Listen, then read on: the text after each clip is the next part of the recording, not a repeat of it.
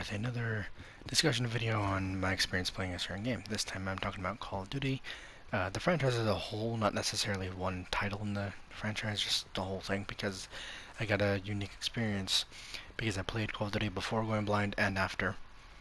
And so yeah, that should be interesting. Very short info. I went blind at the age of 15 from retinopathy of maturity, or retinal detachment.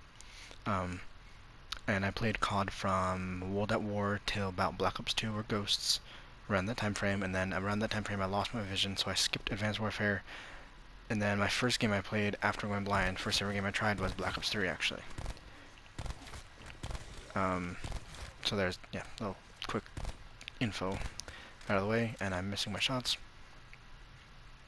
So great. But here's the point of this is so simple. Call of Duty as a game is not as difficult to play as some people would assume it to be. There's a generous amount of aim assist on console. The sound design is usually good enough to play just fine.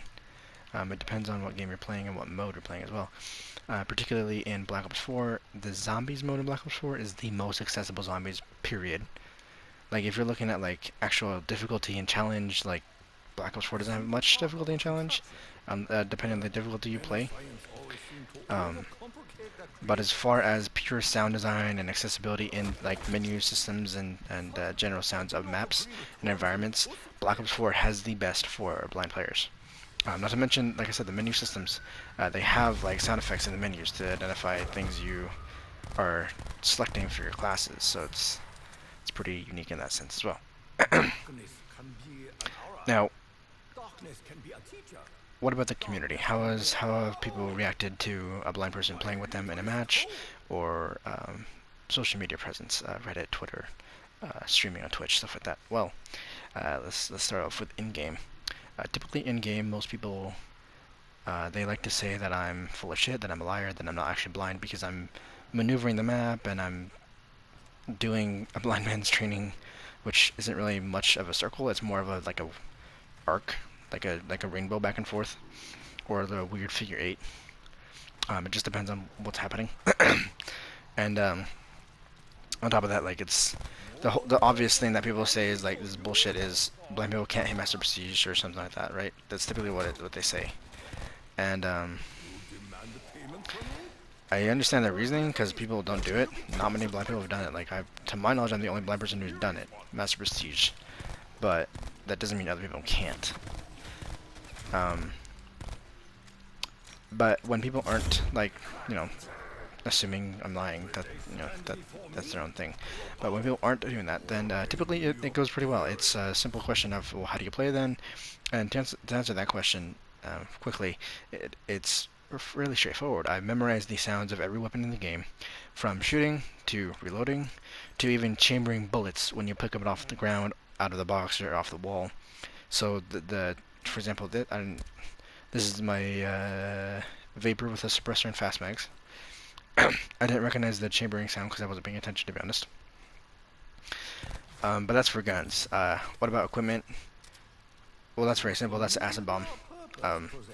And the same goes for when people throw stuff, especially in zombies. Zombies is pretty unique, has pretty unique equipment. So I can hear everything that all my teammates are throwing down. So if I hear this, that's acid bomb. Or there's also, when teammates go down, there's sound effects for that as well, so I can find them easily. There's also sound effects whenever I or a teammate get our special weapon ready, and then special weapons when they level up as well make a sound. So I can identify when my teammate has a overkill nuke ready, and so I know, okay, prepare for the nuke right now, and they're gonna chuck it, and then like there's sound cues for all of that.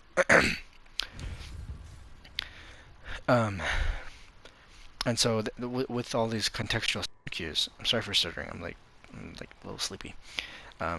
With all these contextual sound cues, giving me constant information of understanding my teammates have these things going on with them.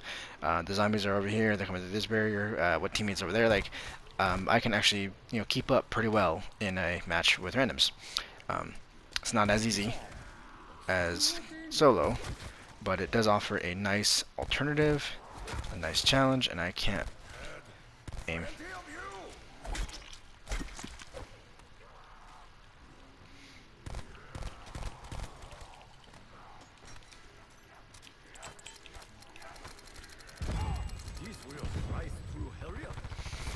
Switchblade.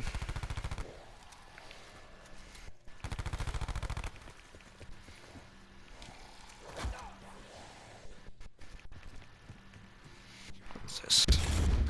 Oh, okay, well, didn't really want that, but whatever. Take it. Let's see, where are you, box? Let's see what I get. Argus. Let's see, Argus and Vapor. I'll keep the Argus, but I need to give it to the Vapor. The Vapor fire rate. I think I need to get rapid fire into the damn thing. Anyway. Okay, so in-game reaction, generally positive. Some people are skeptical, understandable. People are naturally skeptical of a blind person playing any video game, so that's to be expected. What about the social media interactions, community?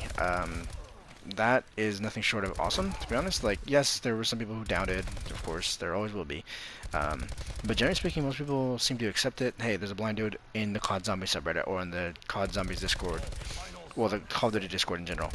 And it's led to some pretty cool stuff. In fact, Mr. Waffle Waffles and I don't know what you call it, but technically speaking, he and I spoke on Twitter, or talked about certain accessibility features other games were doing at the time, and we talked about what Zombies could, or Call of Duty could use in general, and he offered, we did those suggestions, or he did those suggestions in a video, so that was pretty cool.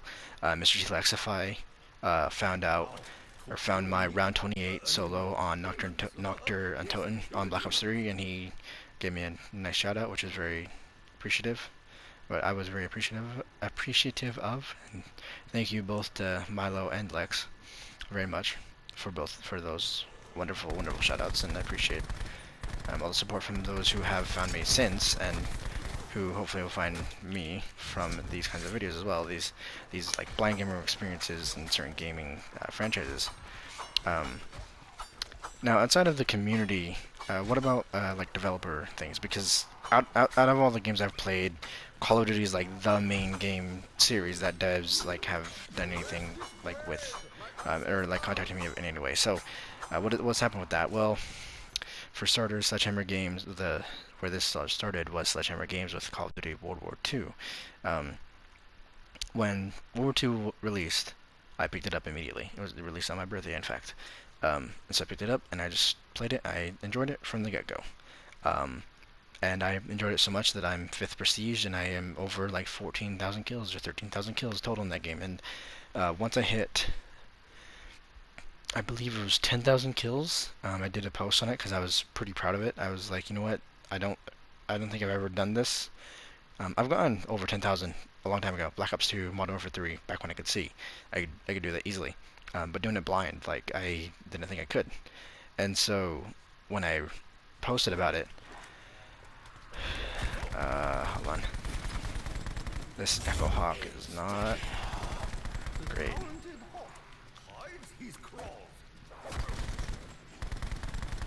Hold on one sec.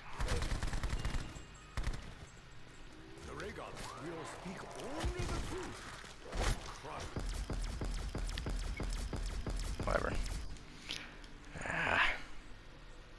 Damn you, Arcus. Anyway, so the main thing that started with this was Sledgehammer Games. What they did was they sent me a pretty nice care package with a Braille letter, which I appreciated the fact they took the time to do it in Braille. They also sent a 3D rendered model of their World War II cover art, which is actually very cool, and I still have that, and it's really, I have it like sitting on a shelf. It's pretty cool. The next thing that the next major thing that happened was being invited or asked to participate in the private Black Ops 4 alpha or beta, or I think it was the private beta. And I got a code sent to me by a dev, and again, thank you for the opportunity to participate, and I'm glad I was able to offer feedback. And as far as I'm concerned, sorry, hold on. Recording while playing is not easy, at least for me. I know a set of people can do it easily, but I can't. Like, I gotta pay more attention, especially with dogs. Come here, puppy.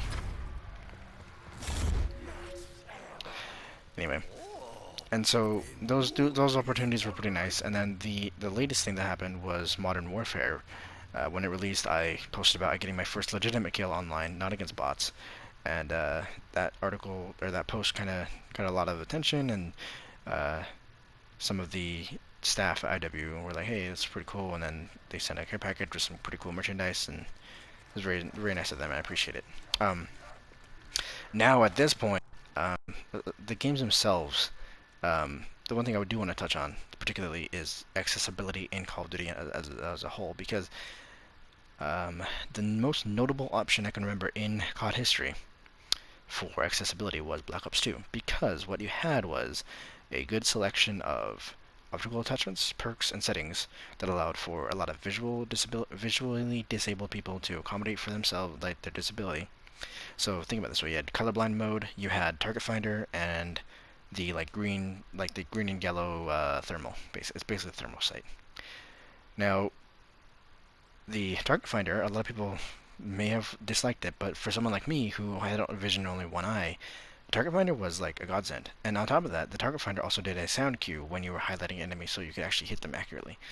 So there's visual and auditory indicators to indicate, hey, you better shoot. On top of that, like I mentioned, also they had the green and yellow thermals. As I understand it, some people with visual impairments and color blindness, like it was hard for them to see like the other thermals, and so I would assume the green and yellow was a little easier. Maybe not much easier, but a little bit. I don't know personally.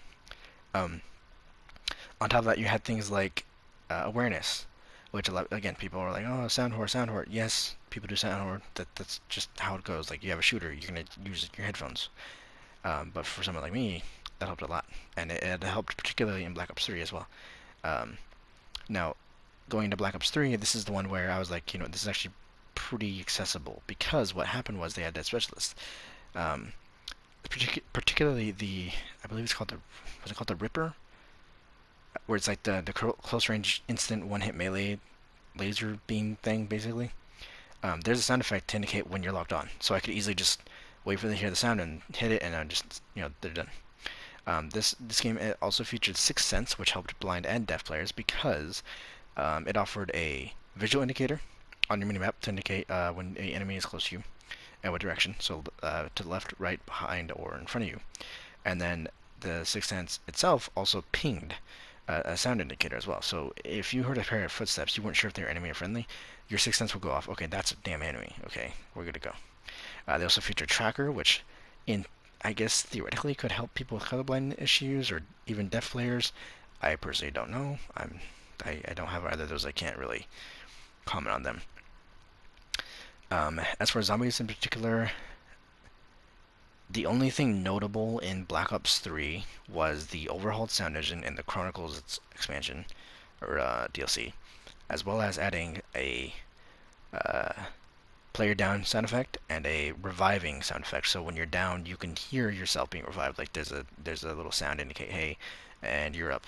Like there's a countdown timer, basically, auditorily speaking. Now let's move into Black Ops 4. Now Black Ops 4 changed it up a bit. Of course, they had specialists back again. They had special issue equipment. They had higher health, manual healing. This is all multiplayer, and then zombies changed it up with a good amount of stuff, like rush mode, gauntlet mode, 4 difficulties, 8 maps total. I'm trying to remember what else. Mutations, of course, is huge. There's a lot of mutations there. I still want to figure out the menu and try and do that. But as far as the sound and the accessibility for the blind, deaf, whatever, the main thing for the blind players that I know, that I've personally tried, one thing, of course, was let me think. They had the acoustic sensor, which increased enemy footstep volume and range, or just volume. I don't remember which one. So that helped in multiplayer. They had sound effects, and then this time around they had sound effects to indicate anytime your equipment recharged, your specialist ability charged. They had sound effects in menus. So hold on, let me. Oh wait, I can't do it in the middle of the match. But my point is, if you were to go into create a class and pick an assault rifle or an SMG, there's a sound effect to indicate that is an SMG or that is an assault rifle. That's LMG. and the sound is universal for each assault rifle, each SMG. You just have to memorize the order. Okay, the first assault rifle is this, the second one's this one, that third one's this one. Okay, cool.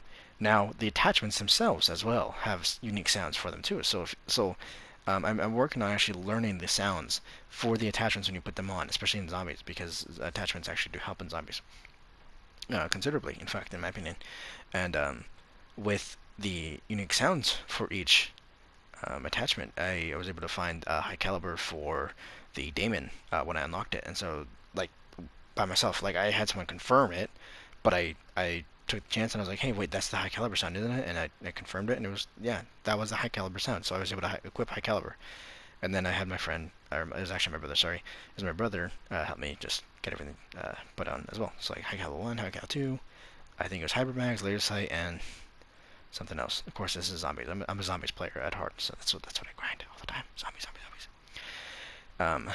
But with the additions of the menus, having not necessarily menu narration, which honestly would be much better, but they had something similar to it enough to where we could do it more or less independently, at least a good amount of things.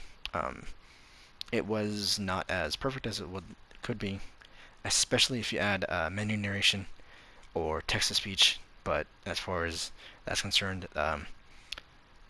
not a whole lot of games have been doing it, but games have been.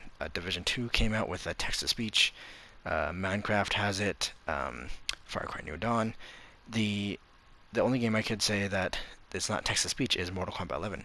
What they did there was they just took the announcer, Jameson Price, I believe his name is, and he just pre-recorded voice lines, and they just basically like interlace them in the menu, so it just reads the main menu enough to get online, and that's more or less about it. But it's enough, right? It works.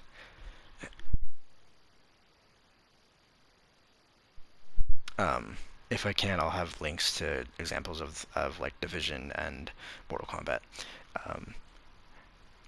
So that's a short understanding. Oh, sorry, there's one more thing I want to talk about that was really, really cool of Shrek do.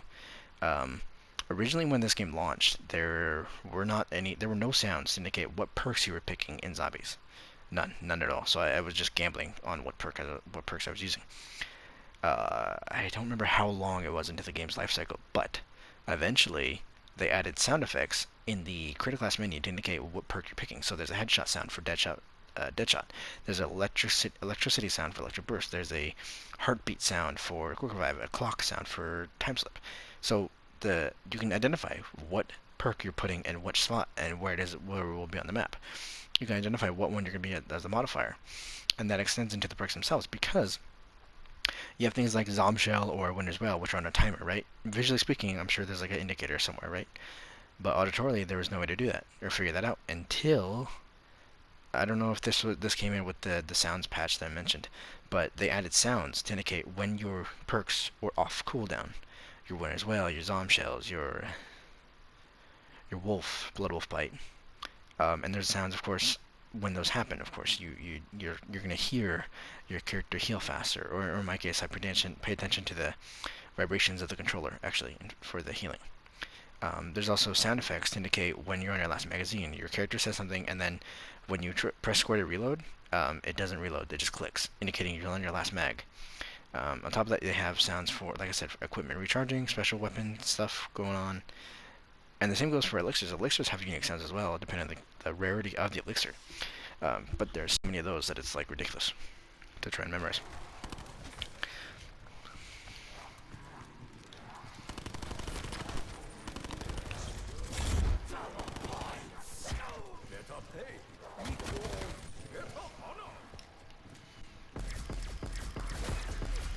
Hey, ray gun.